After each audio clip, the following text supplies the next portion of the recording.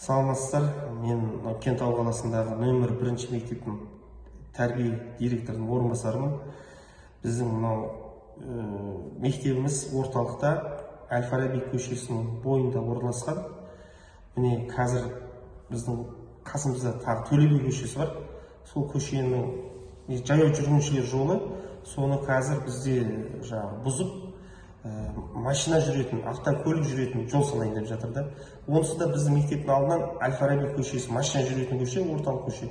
Енді қазір Төле би жаяу жүргіншілер жолын машина жүретін жол қылайын деп жатырсыздар. Енді мектебіміз жан-жақтан машина жүретін жол болып кетейін деп жатыр да. Яғни оқушыларымыздың келіп кетуіне өте көп қиындық туғызайын деп тұр. Біздің мектептің өзінде 1800 бала оқиды. Сол мектебіміздің айналасындағы көп қабатты үйлердің тұрғындарының балалары келеді бізге. Қазір енді сол жағы мен ойлаймын сәл қиындау болайын деп тұр да, осыны шешім қабылдаған кезде де сәл ойлану керек. Біздің Кентау қаласында мұндай бір көп машинада жүріп жатқан жоқ ондай. Ондай бір автокөліктердің тұрып қалып, болмаса жүре алмай қалып жатқан қала емес, кішкентай шағын қала.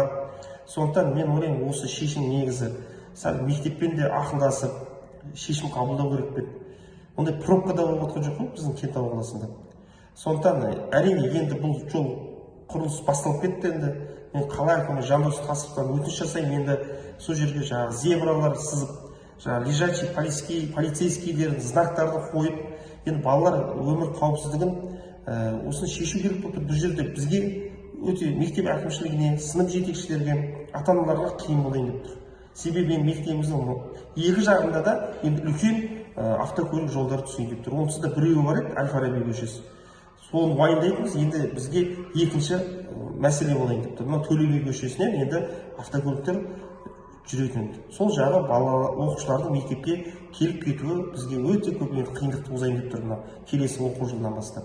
Құрметті әкім, депутаттар, енді осы балалардың өмір қауіпсіздігін бірінші орынға қойып, енді көп сондай жол белгілерін, жол кедергілерін, жай жүр деген сияқты жүргізушілерге жол белгілерін орнатуларыңызды сұраймын енді.